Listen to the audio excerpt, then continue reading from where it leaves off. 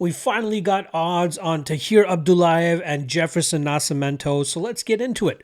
You got minus 120 coming in on Abdullayev, who represents Azerbaijan, and then you got Jefferson Nascimento, the LFA champion, coming in at plus 100. Now, starting off on the Abdullayev side of things, he is riding a 4-fight winning streak, but we know why he's getting into the UFC. He obviously is from Azerbaijan and obviously has some good representation over there, and he gets signed to the promotion. He's a fun finisher, right? Normally goes out there, finds the knockout, has some submissions up his sleeve as well. But when you really dig into his record, you can see some of the low-level competition he's been getting those finishes over, which may be bloating his record a little bit more and making it look better than it actually is.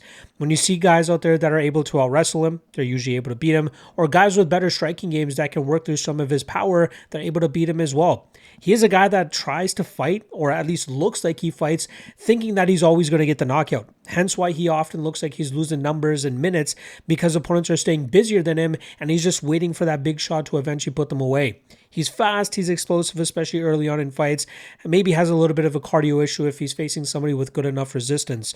His wrestling is not all that bad, but you have seen him get out-grappled and held into bad spots, but he can explode out of some of those bad spots as well, almost like a Derek Lewis type of approach in those spots. But at his best, he is a guy that often looks to get to his power, looks to find the chin of his opponents and try to put them out. I do like the variety in his submission choice as well. There is one Von Flue choke that he has in a recent fight, but if you actually watch the fight, it looked more like an arm triangle choke from the opposite side, and he was able to get the tap because his opponent was just not all that high level. Again, the Von Flue would have been more so if his opponent's arm was around the neck of Abdullayev, like they were trying to guillotine Abdullayev, but that arm was kind of just flailing while Abdullayev was sinking in that choke from the far side.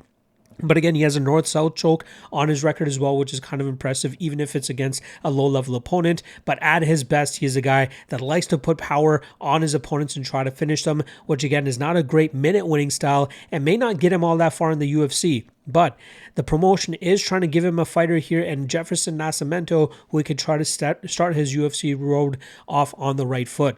Now, Nascimento is the LFA champion. He just defended it less than a month ago against Gian Morente, I believe the guy's name was, a fight in which I thought Nascimento was losing up until he found that knockout in that fourth round. You know, he was getting out grappled, he was getting pressured, he was getting outworked, he was on his back foot the entire fight.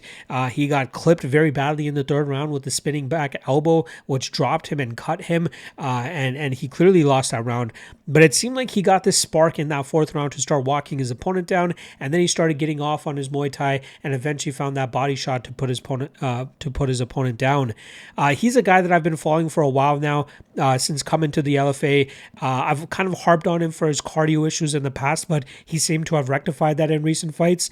His last fight, excuse me, his second last fight, where he took on Beisinger Makayev, that was an interesting fight where I had Makayev pretty heavily in that fight because I thought his wrestling would help him get the job done. But earlier on that card, again, that was a fight card, I believe that took place in Spain. Early on in that card, there was a fight where there was a lot of grappling and a lot of clinching, and the referee wasn't really stepping in to pull them apart. So it was a very boring fight that got a lot of boos. And I think after that fight, the commission or somebody spoke with the officials and said, hey, you got to break these guys up a lot quicker because we can't just have those stagnation moments where these fighters are kind of just leaning on each other and not giving us any action. And unfortunately for Makayev, he suffered from it, right? I thought he got some decent takedowns and good control, but he had that a few stand-ups throughout that fight, which allowed Nascimento to get off on his striking advantage to allow him to pick apart Makayev to win that fight on the scorecards. But again, I was impressed with Nascimento's grappling defense to a certain extent. I was impressed with his cardio, and then obviously he had the better striking game, so he was able to get off on better offense there. And lastly, like I said, he's just coming off of a fight from less than a month ago, and it was a pretty grueling fight. You know, he took some big damage there. He got hurt in the fight. He suffered a nasty cut over his eye. Is a month too quick of a turnaround for him, especially in the biggest fight of his career as he finally makes his UFC debut? Now, he was the 155-pound champion in LFA, but did used to compete at welterweight as of at least 2022. But in 2023, he turned his attention to 155 and has been there ever since. And this weekend, he fights Abdullayev at 170 pounds on short notice. Now, if this was a full training camp for Nascimento, I'd probably lean with him here as the underdog, but I feel like there's too many things working against Nascimento. I believe Abdullayev being the bigger fighter here, and I don't mean that by metrics, right? I believe they're the same height. I think they kind of have roughly the same reach. We'll obviously see that when the stats are able to get their metrics up like that, but height-wise, according to Tapology, they're both 5'8", but Abdullayev has been fighting more frequently and recently at 170 pounds, which obviously have him a little bit more acclimated at fighting at this weight class, whereas Nascimento is going to be going up against a bigger fighter here who, you know, the strength could definitely play a factor in case Nascimento wants to go to his grappling to try to expose that part of Abdullayev's game. And the striking realm, sure, maybe Nascimento can stay a little bit busier with his Muay Thai, but I think it's just a matter of time before Abdullayev eventually finds that chin and puts Nascimento down.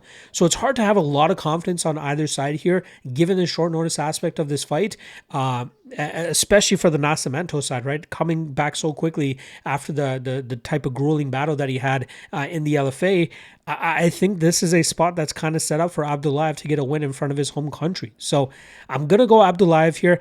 I don't feel comfortable at all biting his type of style, right? Again, not a great minute winning style. Always just kind of looking for that knockout. And if it doesn't show itself here, maybe he ends up losing just by not staying all that active.